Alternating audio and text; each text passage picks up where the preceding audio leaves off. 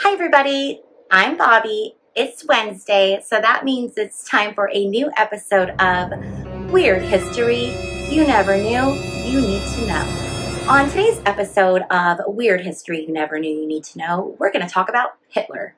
We are going to discuss the details of his demise and discover once and for all if Hitler was able to escape Germany or if he in fact died in his bunker in the new chancellery in Berlin in 1945. There has always been a lot of rumors and, theories floating around about whether Hitler actually did die at the end of World War II or if he did in fact escape. And so today we're going to dig in and see if we can find some definitive proof, some scientific evidence once and for all to settle this whole mess. Before we get too far into today's video, I did want to remind you to give this video a thumbs up if you like this kind of content. Also, if you have not already subscribed, go ahead and subscribe and hit the notification bell so that you're notified every time I post new content. Okay, let's get back to our video.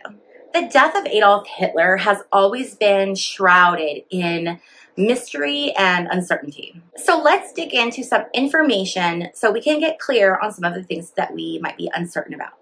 Adolf Hitler was named the new Chancellor of Germany on January 30th, 1933. Enraged at how Hitler felt that Germany had been treated at the end of World War I, Hitler felt like he had something to prove. He had sort of like a vendetta, or he needed to redeem Germany as far as he thought, in his eyes. He needed to rise up and to right what he felt had been done wrong to Germany. So with that in mind, with knowing that Hitler was so upset at how he felt Germany had been wronged, he came into Germany and he built up the army, he built up the military, and in March of 1939, he invaded Czechoslovakia. And this 1939 invasion into Czechoslovakia was the beginning of one of the most evil and gruesome periods in world history. It is estimated that between 70 to 85 million people worldwide died as a result of World War II.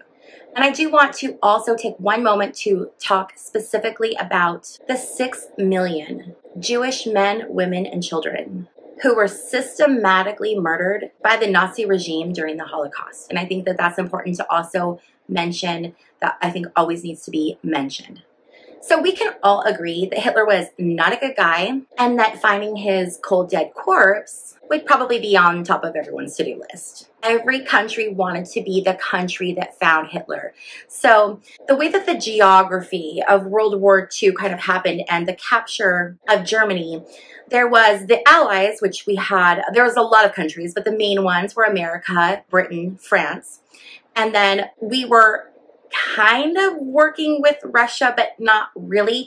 Russia had a vested interest in stopping Hitler because Hitler was invading Russia, but Russia wasn't really part of the Allies, if that makes sense. And so from the east were the Allied troops, and then coming in from the west of Germany were the Russian troops. And it was this race to see who could capture Hitler first and who could be the country to claim like they were the ones that got Hitler. So on April 24th, 1945, Russia's Red Army, they came into Berlin and they had the entire town encircled. And on May 2nd, 1945, they secured Hitler's Fuhrer bunker, where he was supposedly hiding during this time. So the Russians come into the bunker and they find many deceased people who have taken their own lives. There is Goebbels and his wife and his children, along with a few other people that were in Hitler's close inner circle. But to the dismay and frustration of the Russian army, they could not find Hitler or Eva Braun, his wife. The Russians did not actually discover Hitler's body until May 5th, 1945. The two bodies that were found were a male and a female. They had been very severely burned, and they had been actually buried as well in the garden outside of the new chancellery, which was on top of the Fuhrer bunker.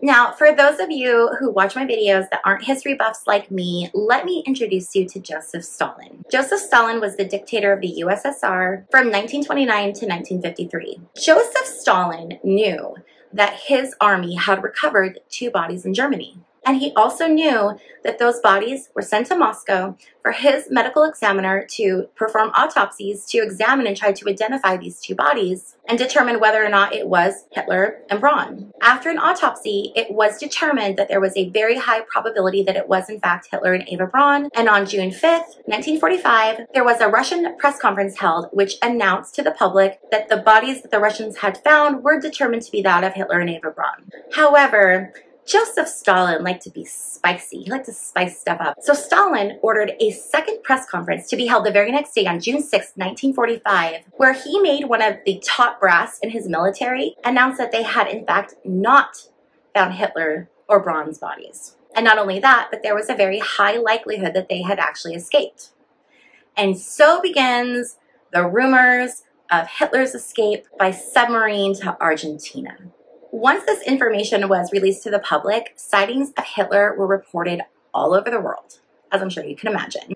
But the story that really dug in and stuck the most was the story of Hitler's escape to Argentina.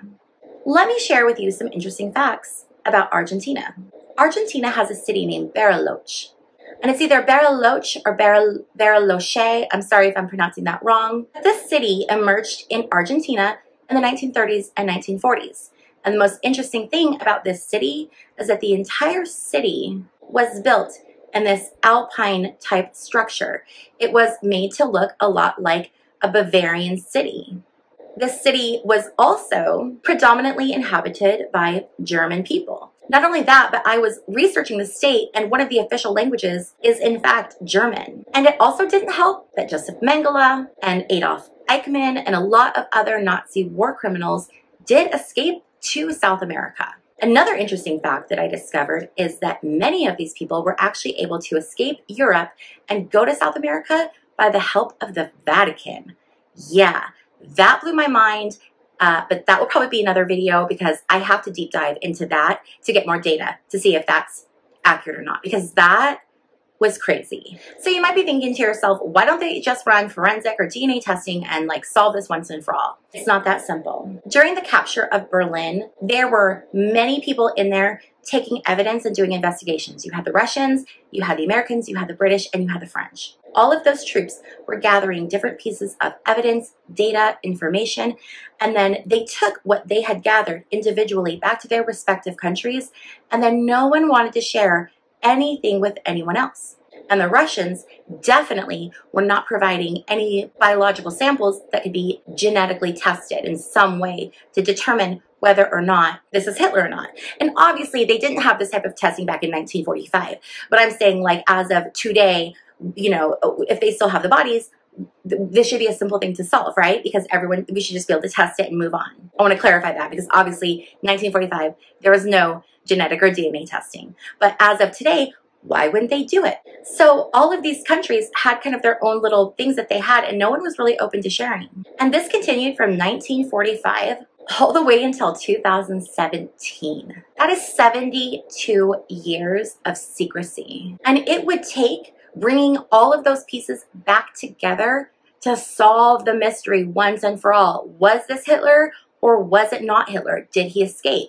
We even have TV shows. There's a show on the History Channel that was filmed called Hunting Hitler, where these people go and they are searching for clues and signs of where Hitler may have escaped to. So we're seeing this narrative everywhere, right? That Hitler escaped. So what really happened to Hitler? And was anyone ever able to crack the case and solve the mystery? In 2016, a French author named Jean-Christophe Brissard partnered with a Russian woman named Lena Karshina, and they began an investigation that would finally provide the answers that everybody was looking for.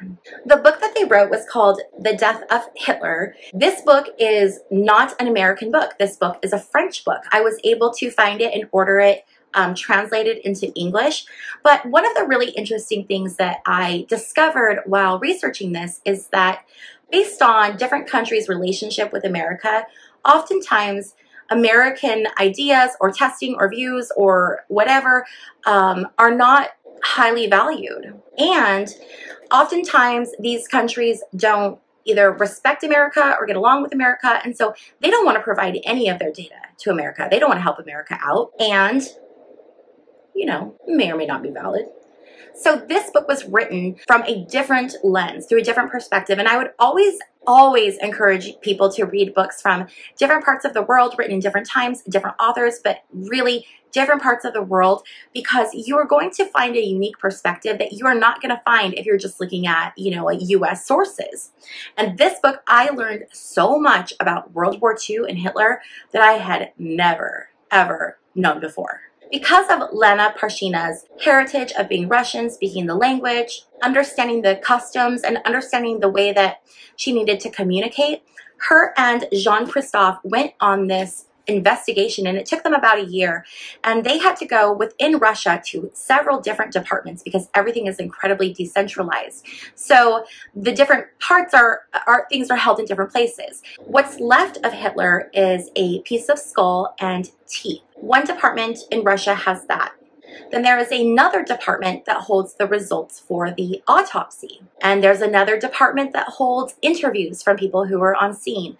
So everything, like I said, it's very decentralized, and there wasn't a good system. So it may not have actually even been that Russia didn't want to share the information. Well, that's probably part of it, but it was almost as if they couldn't even locate the information. So this team that wrote this book, they went in and they spent a year going to the different agencies and begging and pleading and doing whatever they had to do to get in and to see these different artifacts. Their access to them were incredibly limited, and they weren't able to take anything out and have it be tested.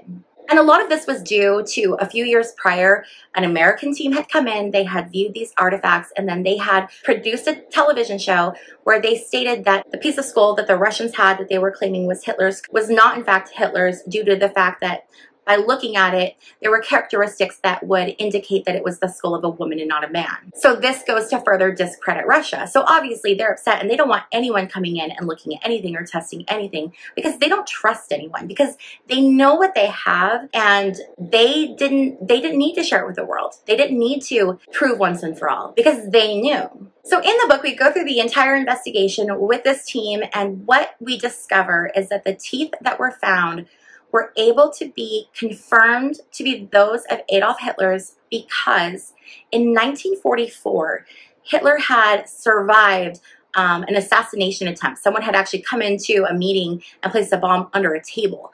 And because of the way that it was under the table and the way the explosion happened, the table kind of minimized the amount of damage, and so Hitler survived and was fine, but they did do an x-ray of his face at that time, and it was that x-ray that was located, and if I'm not mistaken, the x-ray was not in Russian hands. I believe it was another country that had the x-ray. So they were able to, like I said, pull all of the pieces together and work with all of the different countries to create this picture and to find the evidence to prove that this was Adolf Hitler. Hitler had only 4 teeth left. His teeth were very bad, and he had a lot of crowns, bridges, like a lot of dental work done. And so his teeth were very identifiable. And they were able to determine with 100% accuracy that the teeth that the Russians had, which they acquired in May of 1945, are in fact the teeth of Adolf Hitler, which means he did in fact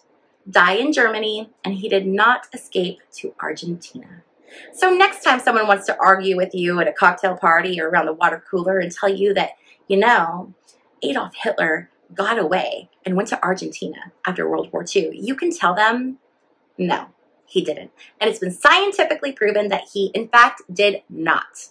So that is the history that I have for you today. I hope you found this interesting. I had, again, so much fun researching these, but I always do. I would definitely encourage you to pick up this book, The Death of Hitler, if you're interested in this and want to learn more. There are so many details in this book that I did not go over and that I couldn't begin to cover in a video. It would take way too long. So if you are interested in this, definitely check this book out, because it's a fast read. It's an easy read. If you like this video, please don't forget to give it a thumbs up on your way out. And one last time, if you have not already subscribed, go ahead and click the subscription button, you guys. I look at my analytics, and only 1.83% of people who watch my videos are actually subscribed to me. So come on, subscribe, hang out, let's have fun, let's learn about weird history together, and I will see you all in my next video. Bye.